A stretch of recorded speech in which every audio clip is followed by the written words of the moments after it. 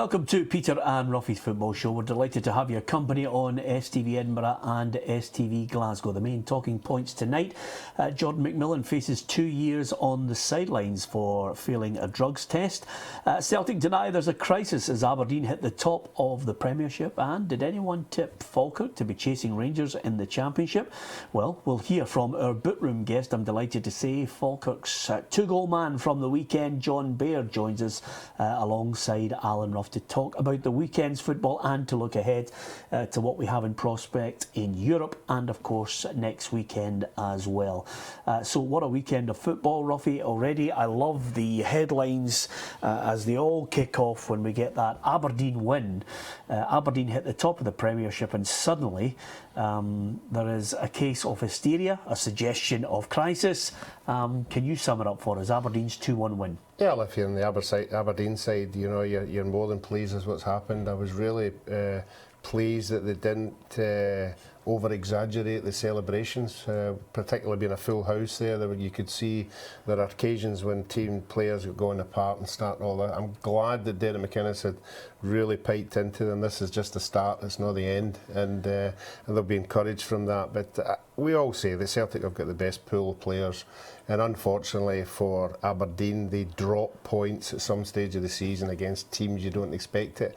And if they can clean their act up there, then they might be on a shout. Yeah, I love the aftermath of a game because through countless newspapers and various websites, you know, what did we learn from the game Aberdeen against Celtic? Well, what we learned is zonal marking is not working for Celtic. The centre of their defence is a shambles at the moment, and quite simply, nothing is decided in September as far as the title is concerned. And as far as a crisis is concerned, Ruffy, a crisis is poor Europa League and Aberdeen at the top come January with a fair distance. Yeah, I mean, Celtic are still in Europe. That's the main thing for them just now, and still they've got games to play and games to win. I think if they were to fail miserably in that competition, then people would start asking questions, but that hasn't happened yet. Aberdeen at home, a good Aberdeen side. Why shouldn't they beat Celtic? Yeah, John, I think we all want the Premiership to have a real challenge, and I think Aberdeen winning is a real shot in the arm for everybody. Yeah, to be honest, it didn't surprise me, Aberdeen winning on Saturday. I think Celtic's defence has been too much of a change. There's not been any stability. I think when you look at Mulgrew coming back, Gary's been in and out. You player Blackett also playing. I think that looked, especially in the set piece that they lost, there's maybe no that understanding there. And it could take a wee bit of time for that to gel, and Aberdeen have got a massive game, and I think it's Tuesday night. Yeah. If they go and win that, that's they'll go 5 points clear of Celtic, and the Europa League games and all, it puts a lot of pressure on Celtic, I think. Do you guys play zonal marking at Falkirk? No. You've got a certain area. Well, I'm actually at the other side of the flat. I've not been trusted. I think my height's got something to do with that. But obviously, there's a few boys in certain areas, but you know your job. Yeah. I think of the contentious points, Ruffy, in the game, just briefly, should Johnny Hayes have his red card rescinded? And Aberdeen had a good claim for a penalty with the Mulgrew handball. Apart from that, I mean, anything else that sticks in your mind from the game? Well, I think the boy Considine will be hoping he's not in the limelight as much as he was at the weekend. Should he have gone? Yes, I think he should have gone, yeah. It was a goal-scoring opportunity. Not to say he would have scored it, but it was a goal-scoring opportunity. I think the Hayes incident, I thought Lustig had lost the ball and he went in to challenge for it. It looked worse than what it was. And I keep saying, you know, every time I speak to a referee about how they come to a decision to send somebody else off, they say it's from a lunge from a distance with your studs up. I don't think there was a distance there. I think he saw the ball was there to be won and he went in, and unfortunately he caught him. I don't think for a minute he meant to hurt him. No, I don't think there was any intent to actually injure the player. And I think that's where Aberdeen maybe have a good case to appeal. Yeah. Let's look at the Premiership results from the weekend as well as that win for Aberdeen. I think the one result there that I think we're going to have to talk about, Ruffy, is Dundee United 1, Kilmarnock 2. Great news for Gary Locke to get that win eventually with a a goal that was the keeper suspect from the McCarthy shot to win it with 2 minutes to go? No, I think it came through a ruck of players. You would have to be in that position not to see how unsighted he was or how long he had to react to it. But no, when we saw the scores coming in at the weekend, I think the automatic thing was we all jumped in the Jackie McNamara situation. But having watched the highlights, Dundee United should have won that game easily. You know, the chances they had, you know, they could have been 3-1 up before that actually happened. So his team is creating chances, they're just not getting the wee bit of luck just now. Yeah, here's a look at the table now with Aberdeen fans certainly delighted with the way it's looking at the moment. They're top of the table, Hearts tucked in behind them. It's a huge learning curve, John, for Hearts now, because they've had a couple of defeats. They weren't really used to that in the Championship. They're certainly knowing exactly what happens when you go up a division. Well, that's it. I think that Hearts will need to show a wee bit of resilience, how they come back for the 2 defeats that they've had. And if they do, I think I do think they'll make the top 6, but it's a big question mark on the group of players at the moment to see how they react to that. Yep, good win for Yogi at Inverness, and boy, Ruffy, he needed that. He did, but Yogi's always got confidence and belief in his team, and I have to say they got the goals at the right time the other night there, and boy, Raven, he just keeps popping up, you know, for a full-back position. Unbelievable the amount of goal-scoring opportunities that he's in, but no, he'll gladly take that because I think we all want to see a good Inverness side.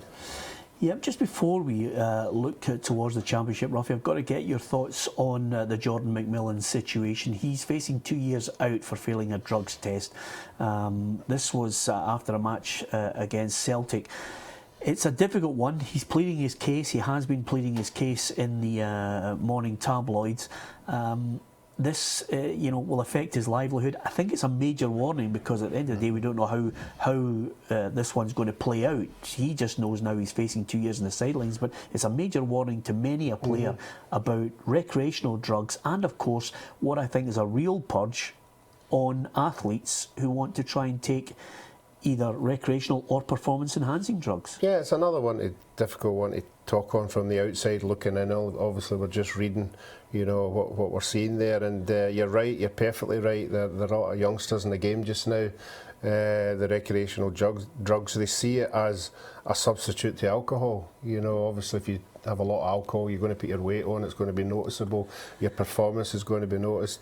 They think that drugs won't be detected, but as we see now in modern days, it will be detected. So I think that just the basic word is just stay away from it. Yeah, I know. Zero tolerance. Yeah, I know the PFA do a lot of work with it, John. It's something that I think players need to be vigilant on. It could affect your career. Look at Jordan McMillan is facing 2 years out of the game, which is a long time. I'd be very if he does have to sit out the 2 years, I would say that's Jordan's career probably finished. It'd be very difficult to come back for that.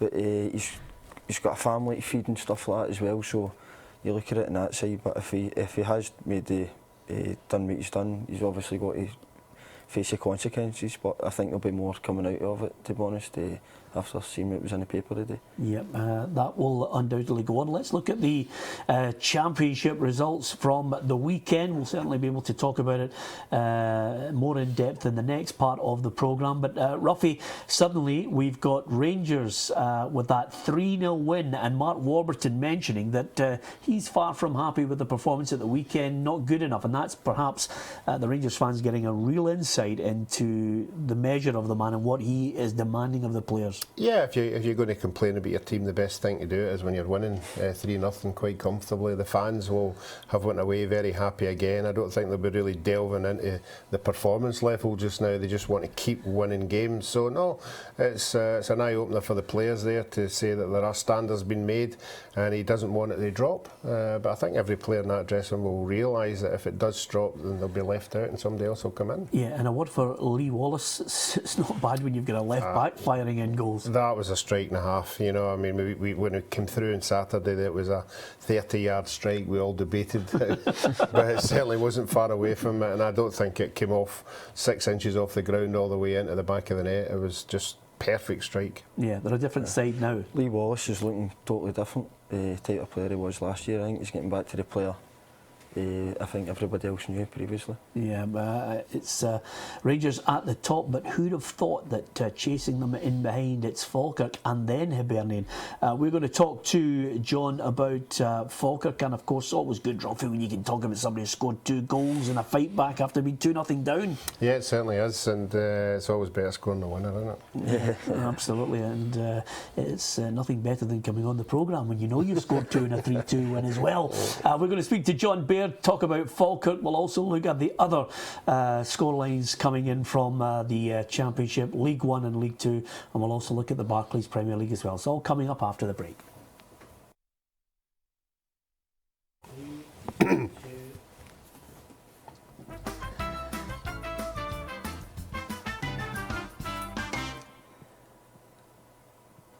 Welcome back to Peter and Ruffy's Football Show. Alan Ruff is alongside me. Peter Martin, our boot-room guest, I'm delighted to say, is Falkirk's John Baird. 2-0 down on Saturday. I think it was amazing, certainly in the afternoon, when Ruffy said, "Oh, that's it, Falkirk are doomed." You know, the Saints have got all 3 points. I mean, Felt that myself. I was just about to say, did you feel that was the case? Yeah, we were. To be honest, we were awful the first 45 minutes, and when we get into the dressing room at half time, it was the manager let us know that individually and collectively. But we made a change at half time, a positive change. Lee Muller came on, and to be honest, he changed the game. He was made a massive difference, especially to myself up front. He had a bit of company, and we got the goals at the right time. But it was, if you were at the game, you would have seen that it was the 3 points were well deserved how we played the second half. Just picking up on that point, John, do you feel as if you work better with a partnership up there? Because it's a hard shift with your back to goal, trying to hold it up for midfielders to come in. It's a different game when you're up front yourself. You're sort of sacrificing yourself for the team, and you're not getting the goal scoring opportunities you would like. But the team's been doing that well. Especially with that formation, the manager's not going to change it. Yeah, and Miller, what does he offer? Just strength, experience. He's a goal for it. Go back to the strength. It just made them go back a wee bit more. We got a bit more room, and our defenders were able to get up the park. We just knew that we were back in the game when they came on. Yeah, let's look at the Championship and see exactly what happened over the weekend. Rangers out in front, Falkirk tucked in behind them with 5 points, the difference, and then Hibs on 9, Ruffy, and the Hibees got a 3-0 win over Alloa. Now, with that in mind, I was reading the comments of Jason Cummings, who got one of the goals. You've got Henderson popping up with the goals. He's mentioned you've got Farid El Alagui still to come back. They've got a number of strikers, at their disposal. I would anticipate them to really be in a battle with the likes of Falkirk. Yeah, well, I would like to think Alan Stubbs will think that's the scenario. I think the most noticeable thing that came out of the weekend with Alan's statements were he was there when we were there last year when they were winning 1-0 against Alloa, when they couldn't get that second goal, and they were losing goals in the last 2 minutes of a game to teams like that and dropping points left, right and centre. If they can continue to win their home games and win them quite comfortably, he'll be more than pleased with that. But you're right, you can't rely on the boy Cummins coming up with the goals all the time. Yeah, and John, as the manager, I wouldn't imagine you discuss that sort of thing so early in the season, but do you feel with your squad that you guys will be there or thereabouts in the playoffs with the likes of Hibs and AN other that you can think of? I think if Falkirk aren't in the playoffs, it's a failure, to be honest. With the squad we've got, it's one of the strongest squads I've been involved in it at this level. And touching on the Hibs, I think sometimes you can have too many strikers. I was at Dundee when we got relegated. We had 9 strikers, and it makes a bit unbalanced. You don't really get a connection with any sort of striker. So obviously I'm looking at it as in a positive for Falkirk. Hopefully that could be a Hibs struggle. Yeah, I was saying to Peter when I was talking about the beginning of the season, teams who would kick on, and I said Falkirk's got to kick on after obviously the disappointment of the cup game. Yeah. But you would like to believe that the players would set a target of this is where we were last year, this is where we can be. Yep. So I thought this year the experience had been there. Obviously a defeat is something you don't want to have, but the experience of that defeat and being just that away from possibly winning it would give you the bit to go this year. Yeah, totally. The boys Well, even for the start of pre-season, we done the yo-yo test and stuff like that, and everybody was up 19, 20, 21 in the level, and I've never been involved in that standard fitness for pre-season. You could tell straight away, pre-season we were flying, and then we've into the game, the league games, and we've carried it on. Yeah. Is there a particular player, John, that you've been impressed with that's maybe caught you by surprise this season? In the Falkirk team, Yeah. David Smith. He was in and out last year, really struggled for confidence and stuff like that. But this year he's been letting you signing. I think everybody in about Falkirk would back me up with that. He's been outstanding. Set up 2 goals yesterday as well. Saturday as well. Yeah.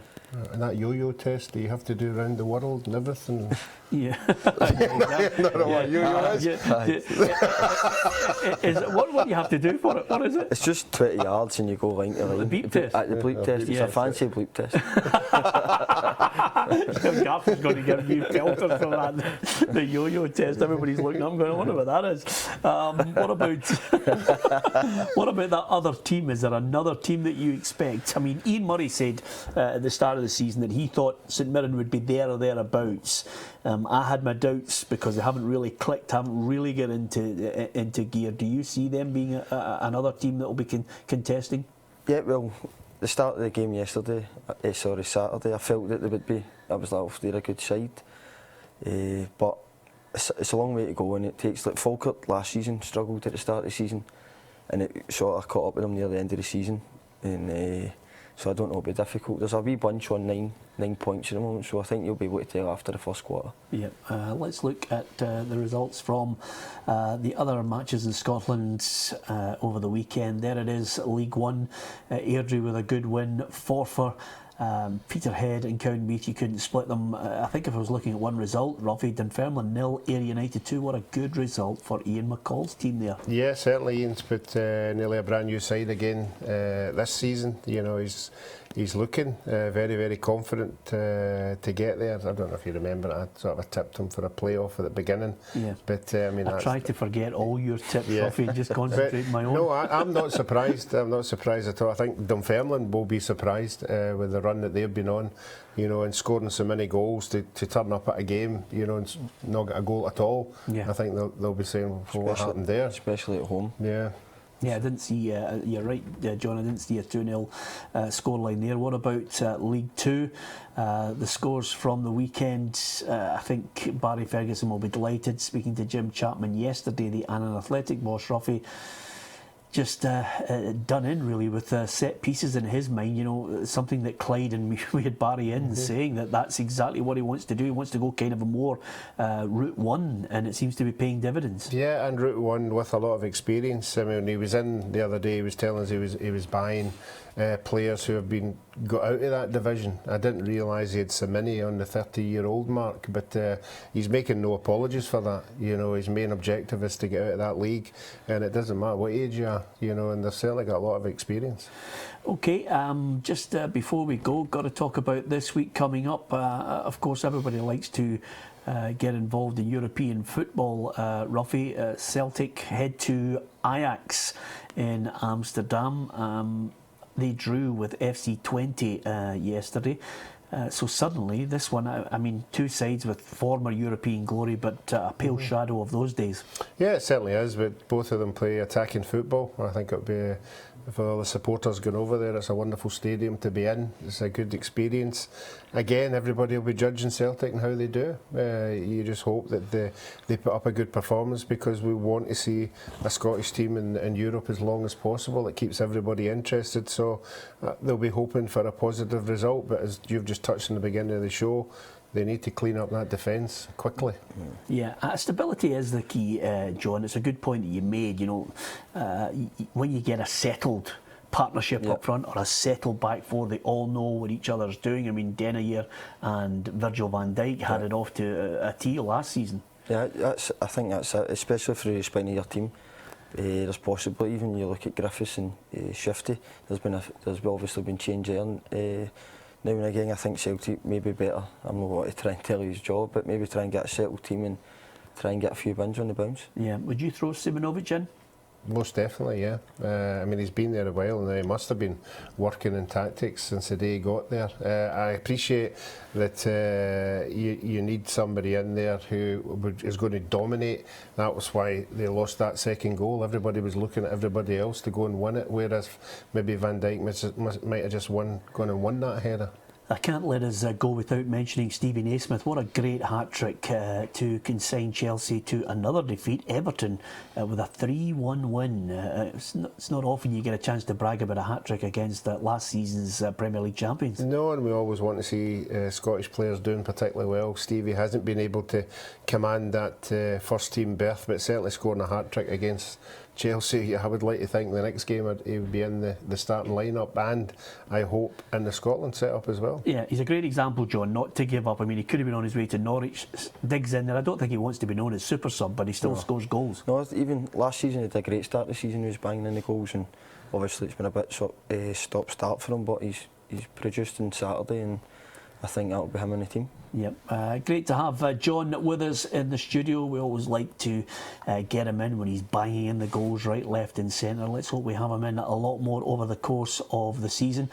So Falkirk tucked in nicely behind Rangers. That championship is certainly hotting up and getting very interesting, as is the Premiership as well. Lots to talk about. Join us if you can on STV Edinburgh and STV Glasgow every night at 6:30. Thanks for watching tonight.